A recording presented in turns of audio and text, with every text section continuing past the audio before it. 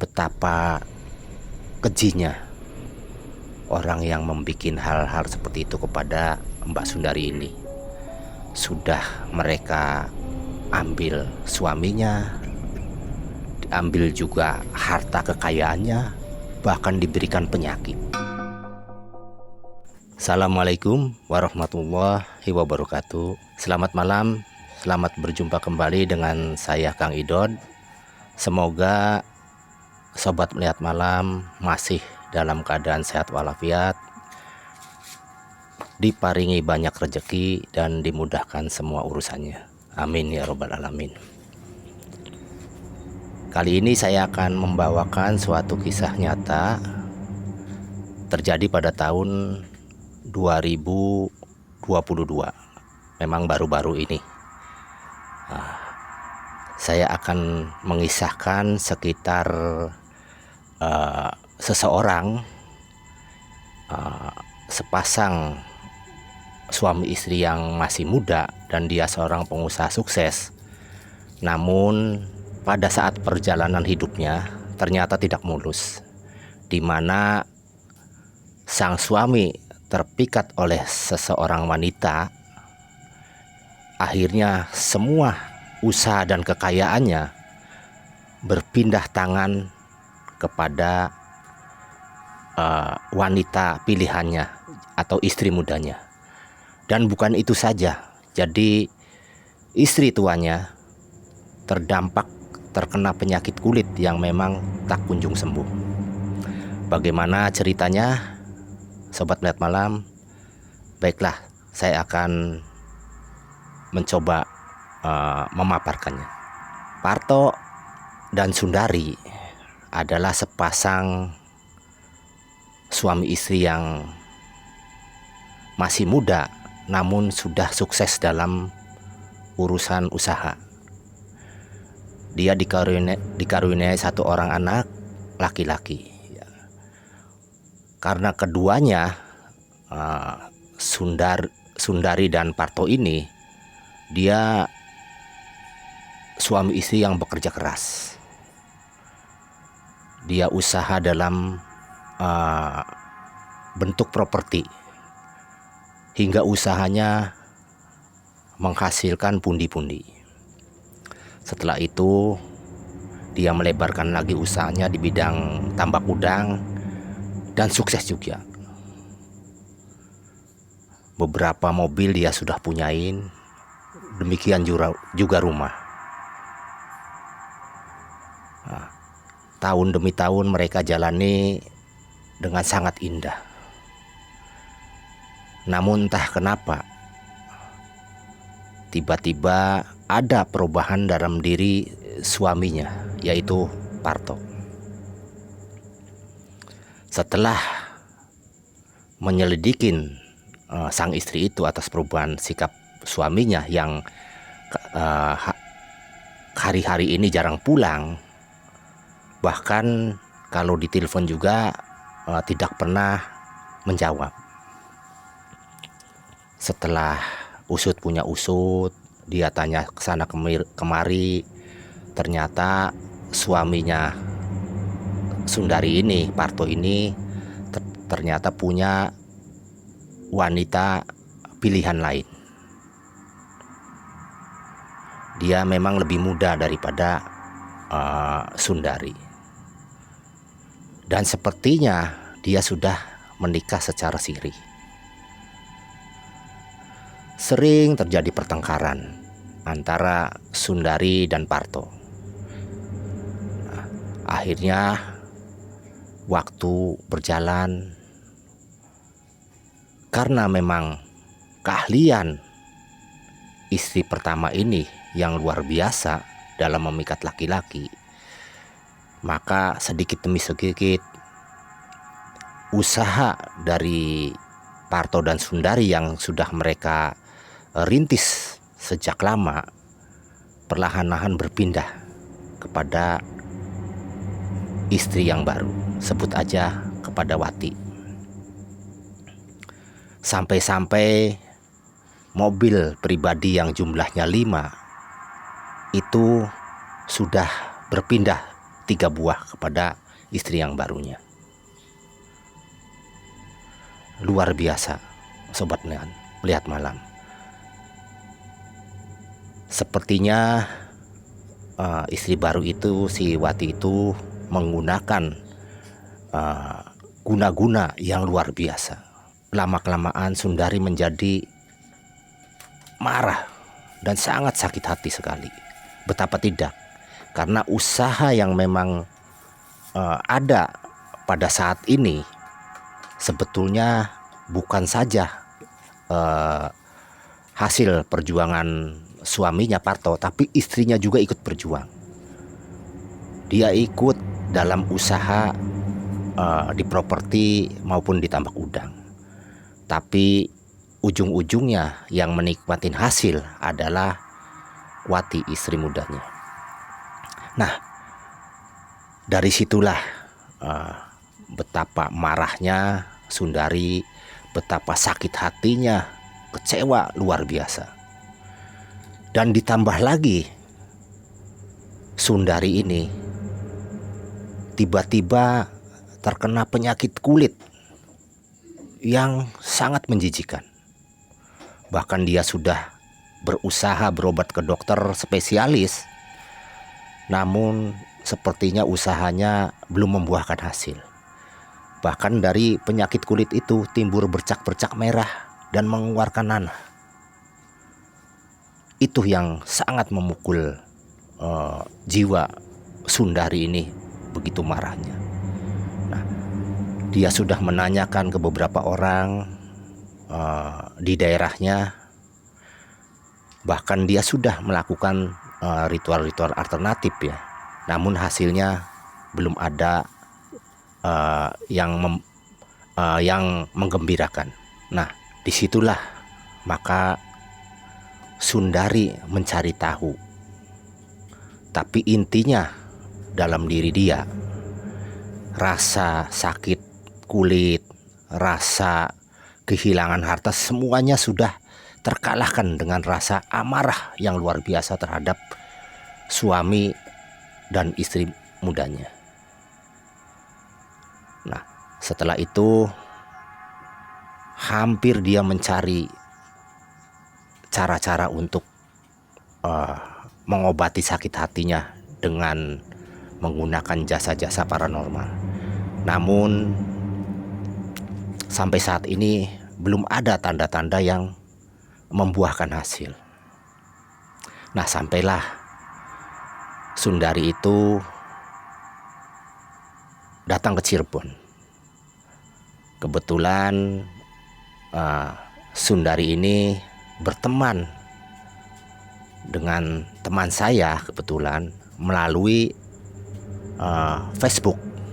Nah, disitulah melalui Facebook akhirnya terjadi komunikasi dan hadirlah Sundari di Cirebon. Dari hasil pembicaraan dengan teman saya,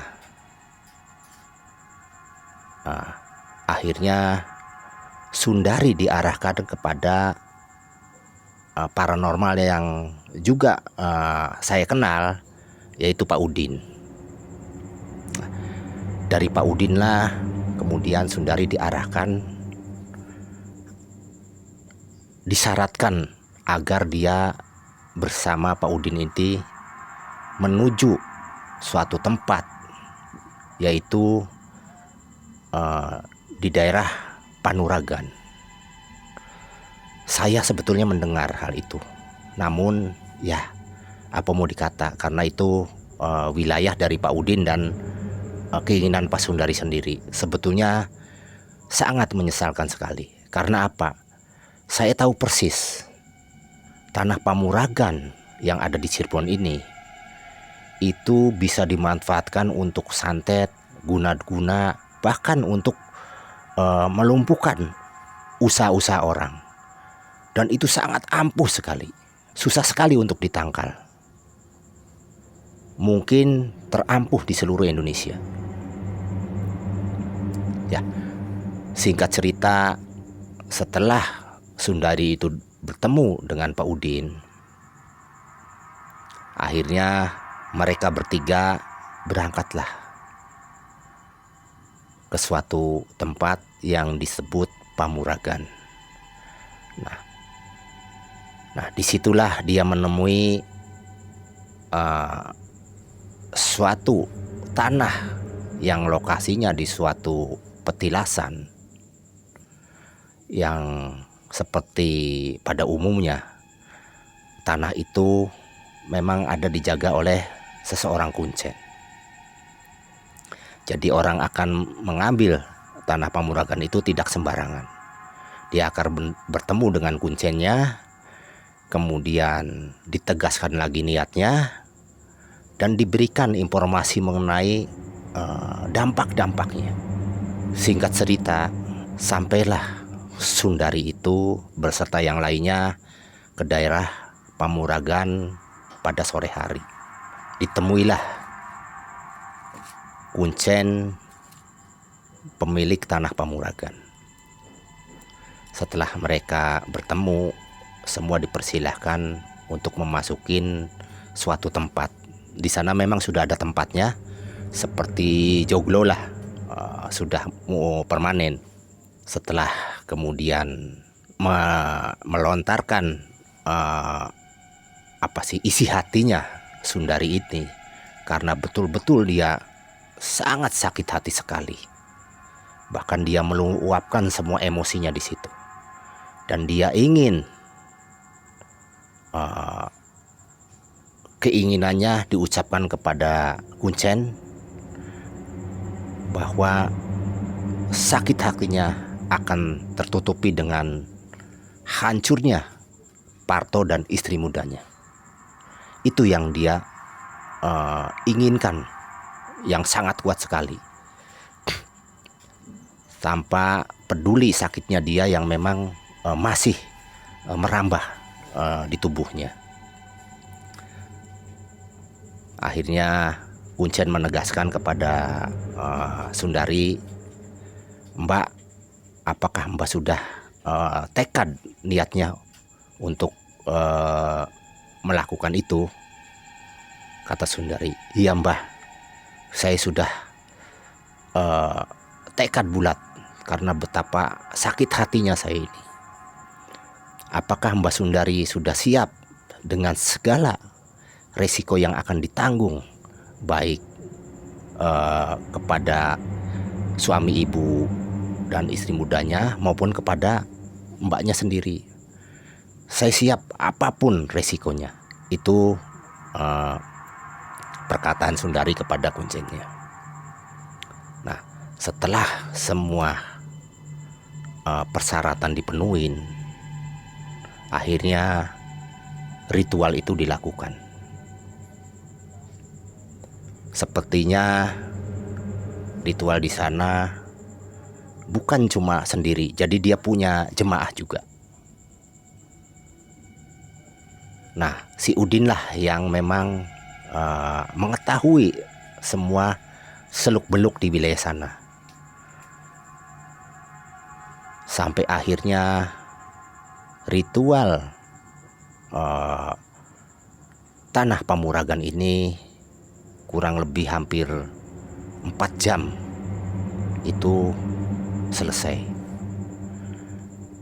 Sundari dibekali tanah Pamuragan dengan persyaratan setelah tanah itu diritualin di daerah Pamuragannya, agar tanah itu ditebarkan di mana di halaman rumah di lokasi rumah orang yang dituju, yaitu Wati, istri mudanya dari suaminya ini, Parto. Setelah semua ritual selesai, akhirnya Sundari beserta Pak Udin dan teman saya kembali lagi ke Cirebon.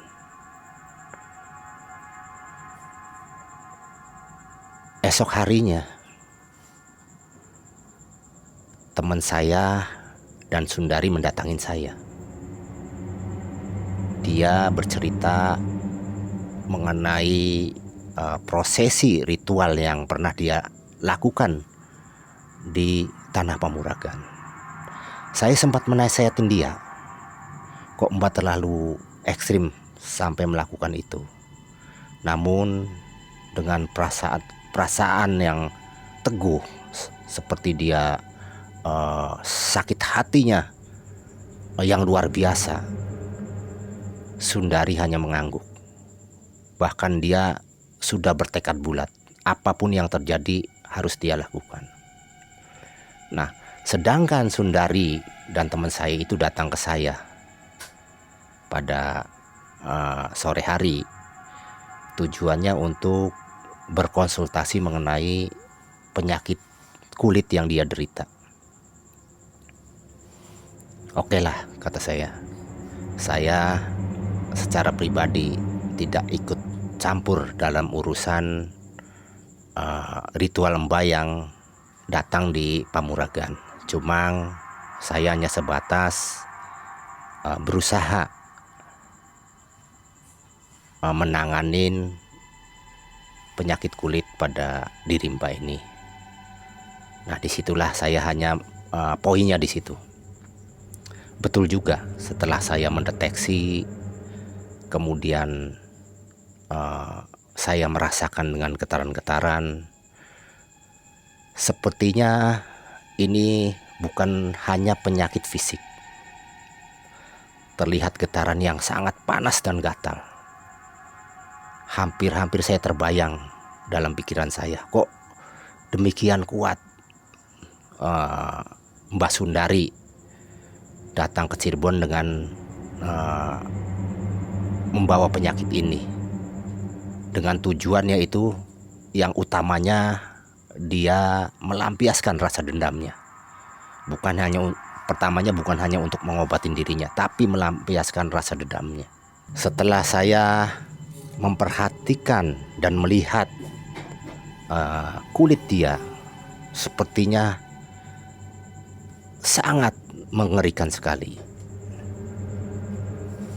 Terlihat bercak merah, mengeluarkan nanah, dan sepertinya bau busuk agak tercium, walaupun memang tidak terlalu tajam, karena Mbah Sundari ini selalu mengoleskan salep yang dari dokter.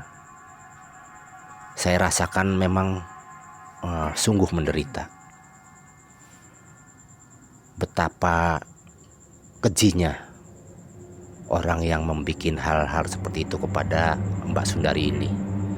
Sudah mereka ambil suaminya, diambil juga harta kekayaannya, bahkan diberikan penyakit. Sungguh keji sekali. Namun apapun kekejian itu tidak selayaknya untuk dibalas dengan kekejian lagi. Nah, itu menurut saya. Tapi mungkin orang lain akan berpikir yang berbeda. Tapi itulah hak dia. Setelah saya mendeteksi, kemudian saya merapalkan sesuatu, betul juga. Ternyata itu adalah sejenis guna-guna. Luar biasa. Dengan kemampuan saya pada bidangnya, mungkin energi, akhirnya saya terapi dia. Dan alhamdulillah perubahannya cukup lumayan. Mungkin itu pengaruh juga sebagian dari datangnya dia ke Pamuragan. Sepertinya ada perlawanan dari ritual Pamuragan itu terhadap guna-guna yang dari istri mudanya, hingga saya hanya menyelesaikan sisanya. Nah, pada saat itu juga, pada saat saya terapi, itu bau bakaran luar biasa, seperti bau sangit yang terbakar di sekujur tubuhnya. Terasa badannya panas luar biasa. Namun itulah dia untuk membakar beberapa eterik yang ada dalam tubuh. Dan setelah saya terapi dengan kemampuan saya, akan ada perubahan lah, insya Allah. Yang penting pikirannya positif. Semuanya kelihatannya sudah tertangkal. Mungkin ini juga bukan karena saya hanya perantara. Mungkin karena ini doa-doa Mbak Sulastri maupun keluarganya yang dikabul karena doa-doa orang yang teraniaya. Namun sayang sekali Mbak, apa yang dilakukan di Pamuragan ini sebetulnya memang secara spiritual itu tidak etis. Cuma ya apa mau dikata, karena orang punya pilihan masing-masing. Itu kata saya. Mbak Sundari hanya tertunduk, kemudian akhirnya dia berpamitan. 1 minggu sudah berlalu. Akhirnya teman saya mendapat telepon informasi dari Mbak Sundari bahwa tanah itu sudah ditebarkan di sekitar di mana suaminya dan istri mudanya itu tinggal. Belum genap 1 bulan, semua usahanya mulai menurun. Betul juga, sampai semua mobil 3 yang pernah diambil dari rumah Mbak Sundari oleh suaminya yang diserahkan kepada istri muda itu juga lewat. Entah itu dijual, entah itu digadainya, tapi kenyataannya tidak ada lagi di rumah. Kemudian usaha lainnya demikian juga terpuruk. Mbak Sundari hanya tersenyum, sepertinya dia menikmatin puasnya rasa dendam ini terobati. Hampir sekitar 3 bulan, maka suaminya sudah menjadi orang yang luntang-lantung, tidak punya pekerjaan apa-apa. Semua order-order sepertinya dikunci. Bahkan relasi-relasi yang tadinya mau bekerja sama, dia menghindar semua. Sedangkan Wati istri mudanya itu sangat konsumtif. Dia selalu beli yang serba mahal. Nah, disitulah akhirnya pertengkaran antara Parto dan Wati itu mulai bergejolak hampir tiap hari. Suatu saat Parto itu datang kembali kepada Sundari, ke istri tuanya. Namun sepertinya Sundari sudah menutup rapat pintu hatinya. Walaupun ada anak sematawayang hasil hubungan mereka berdua. Namun walaupun beberapa kekayaan usaha dari suami istri itu sudah terambil, namun tidak semuanya kekayaan Sundari itu habis. Kalau memang Sundari itu cukuplah mengulang usaha yang masih tersisa, cukup sekedar buat makan, sekedar buat hiburan-hiburan dalam kesehariannya. Namun sebaliknya, Parto beserta istri mudanya hampir 180 derajat daripada kondisi semula. Sekarang sudah tidak punya apa-apa lagi. Bahkan hutangnya di mana-mana.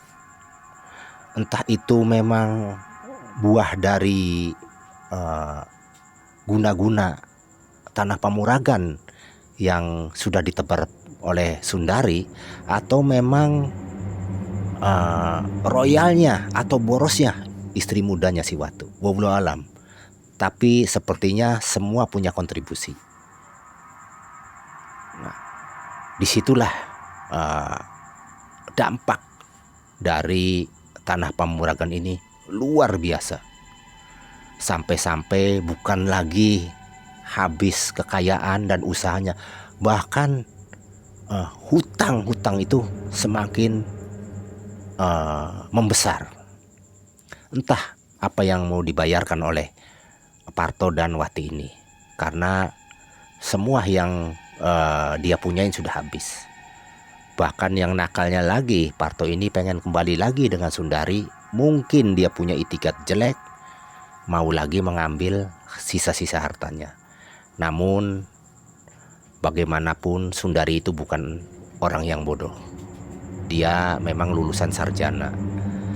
Jadi setelah harta sebagian terambil, maka semua kekayaan dia maupun tanah, mobil beralih dengan namanya Mbak Sundari sendiri.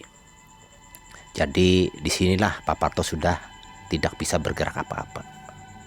Bahkan dalam waktu dekat Sundari itu sudah melakukan gugatan cerai. Nah, bukan itu saja. Bahkan sekarang Wati terkena penyakit kulit apa yang seperti Sundari pernah mengalaminya. Nah, disitulah beban berat bagi Parto. Di samping dia untuk menangani berobat istri mudanya, nah hutang-hutang juga kan harus dibayar. Nah, disitulah dari waktu ke waktu penyakit Sundari sudah mulai pulih. Saya mengetahui itu dari teman saya melalui Facebookan antara dia dan Sundari. Nah, itulah mungkin salah satu guna-guna yang terberat selama ini, yaitu adanya di Tanah Pamuragan. Nah, sebetulnya bagi orang Cirebon seperti saya apapun spiritual lainnya yang memang ahli Cirebon, Tanah Pamuragan itu sebetulnya ada penangkalnya, yaitu letaknya tidak jauh dari Desa Pamuragan juga. Jadi tanah dilawan dengan tanah, yaitu disebut lemah tamba. Lemah artinya tanah, tamba artinya mengobati. Nah, saya akan mengulas sebentar kenapa Tanah Pamuragan itu akhirnya menjadi sesuatu yang sangat sakral, sangat ampuh, baik digunakan untuk kebaikan maupun digunakan untuk kejahatan. Dahulu di Pamuragan itu ada sosok yang sakti sekitar abad 14-15 yang disebut Nyimas Gandasari. Dia adalah anak angkatnya dari Sunan Gunung Jati. Karena memang kesaktiannya yang luar biasa, sampai-sampai dia sangat susah mencari jodoh yang sepadan. Beberapa orang yang memang mempunyai kesaktian mencoba untuk melamarnya. Namun persyaratannya yaitu harus bisa mengalahkan dia, dan semuanya tumbang. Nah, suatu kali adalah seorang pemuda yang disebut Syekh Magelung. Syekh Magelung muda itu memang bukan asli dari Jawa. Dia dari luar Indonesia. Dia merantau ke Jawa ini untuk mencari keilmuan. Dia mendengar cerita-cerita mengenai Nyimas Gandasari. Akhirnya dia datang ke sana dan dia melihat betapa cantiknya. Nah, Syekh Magelung muda mendekatin, sepertinya dia juga berkeinginan untuk mempersunting. Namun setelah terjadi pertarungan hanya dengan kebasan selendangnya, maka Syekh Magelung itu lumpuh. Luar biasa. Nah, dengan lumpuhnya Syekh Magelung akhirnya berkelana keluar dari daerah Pamuragan itu. Maka disebutlah di situ Tanah Pamuragan itu menjadi suatu tanah yang mempunyai kandungan tinggi karena adanya seorang sakti yang bernama Nyimas Gandasari. Nah, dengan kekalahan Syekh Magelung itu kemudian keluar dari daerah Pamuragan untuk mencari obat. Syukur-syukur dia mendapatkan sosok yang bisa mengobatin dia. Namun apa dikata, di perjalanan tidak satupun dia jumpain orang. Akhirnya Akhirnya sampailah dia ke suatu daerah di mana daerah itu memang waktu itu masih sepi. Nah, akhirnya dia di situ bermunajat. Maka dapatlah seperti wangsit ilham. Nah, akhirnya ada segunjuk tanah itu. Maka dia ambil tanah dari petunjuk ilham itu, kemudian dia berdoa kepada Allah. Nah, diusapkanlah tanah ke bagian yang lumpuh tersebut. Dan hasilnya di luar dugaan. Ternyata keesokan harinya dia pulih. Nah, maka dia mengetahui bahwa tanah ini adalah obat daripada kejadian yang dia alami di daerah Pamuragan.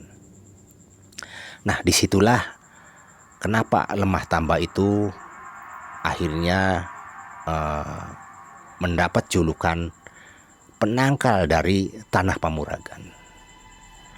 Nah, disitulah mungkin Sobat Melihat Malam, kejadian yang baru saja dilakukan oleh Sundari dengan mengirimkan guna-guna berupa tanah Pamuragan kepada Parto dan Wati, istri mudanya, mungkin sangat susah penangkalnya, kecuali tanah atau lemah tamba yang ada di Cirebon, yang letaknya tidak jauh sebetulnya dari Pamuragan sendiri, hanya beda desa. Nah, karena itu kronologis cerita di masa lampau pernah kejadian seperti itu. Maka sampai saat ini juga Lemah Tamba itu menjadikan suatu tanah yang punya khasiat untuk mengobatin segala hal penyakit, termasuk sesuatu yang memang ditimbulkan, diakibatkan oleh tanah Pamuragan. Nah, maka obatnya adalah Lemah Tamba. Tapi perlu diketahui, bukan hanya bentuk tanah saja yang bisa dioleskan, tapi tanah hanya sebagai sarana, yang intinya itu adalah ritual permohonan doa kepada Allah Subhanahu wa Ta'ala. Nah, disitulah perlu Sobat Malam ketahui, bagaimanapun Parto dan Wati ini, dia akan selalu berjuang untuk menangkal apa yang pernah dilakukan Sundari terhadap Parto dan istri mudanya, karena amarah Sundari ini yang luar biasa. Nah, mudah-mudahan cerita saya ini bisa diambil hikmahnya. Kata-kata yang jelek kita tinggalkan, dan sesuatu yang baik kita ambil. Demikianlah Sobat Melihat Malam yang bisa saya sampaikan. Mudah-mudahan cerita ini bisa menjadi hikmah. Assalamualaikum warahmatullahi wabarakatuh.